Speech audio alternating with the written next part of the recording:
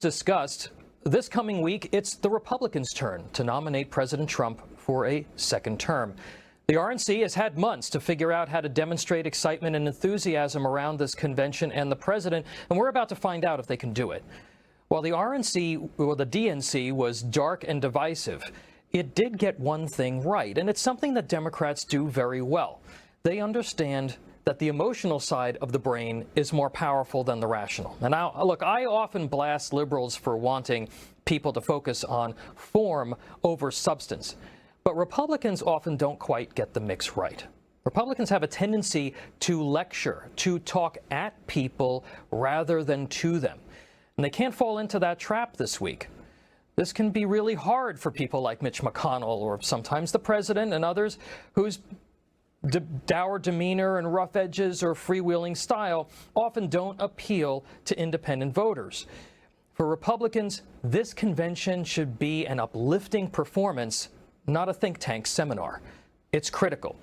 The Democrat Socialist Party and their friends in the left-wing media have spent years telling Americans that Donald Trump is a hateful, divisive, racist tyrant. They've now added killer to that resume. Contrary to what I suspect some in the White House might believe, you can sound compassionate and empathetic and strong and positive at the same time. Republicans next week should do what they do best: celebrate America, not as separate groups labeled by the leftist PC crowd, but one nation under God that no mob or revolution can tear asunder. It's a time for clear contrasts, not defensiveness and snarky tweets and red meat and funny nicknames or personal attacks. Those are not going to win this election. People already don't trust the press, and many think that Joe Biden isn't firing on all cylinders. Spending too much time on those things won't win this election either, and it can be perceived by certain key voters as chaotic and disjointed. There's a reason why the Democrats talked so much about that this week. The president and his team need to demonstrate discipline in articulating what he did to respond to COVID-19, what he did to ensure that our economy is primed for a resurgence, and the promises kept during his first term, and it's a strong record. But wild and wandering speeches that can be perceived as defensive won't sway independents. The Republicans' convention should also look and sound very different than the DNC with its race baiting and gaslighting. I helped plan the 2000 convention. In a previous life, I built dozens of large-scale political events.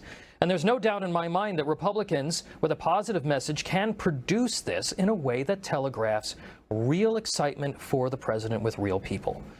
In fact, President Trump should use this speech to go on offense, not against Biden and the Democrats, but this leftist idea that we heard time and time again, that America is a racist country. He should do it by laying out an agenda that will put millions of Americans to work, continue to put more money in their pockets, safeguard their freedom, and finally address the chronic challenges of low-income urban communities that are the result of 50 years of failed liberal policies. Most of Joe Biden's supporters are voting for him because he's not Donald Trump. The vast majority of Trump supporters are voting for Trump because they want to. And that needs to be reflected on what's on the screen.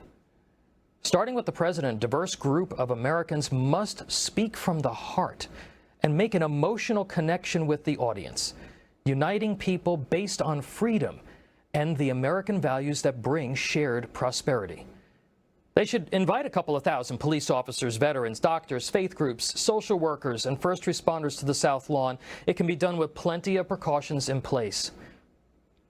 Give those people the honor of being at the people's house for the acceptance speech.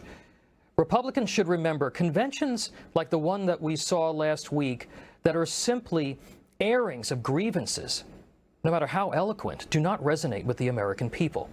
Mario Cuomo's 1984 DNC address remains one of the best delivered, best constructed speeches in convention history.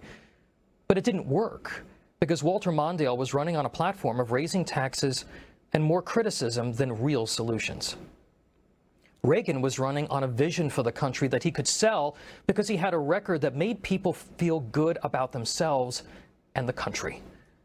More than anything else, this RNC shouldn't be a celebration of republicanism or Trumpism. It should be a celebration of America, its people, and what government needs to do to help them succeed, or more importantly, get out of the way of their success.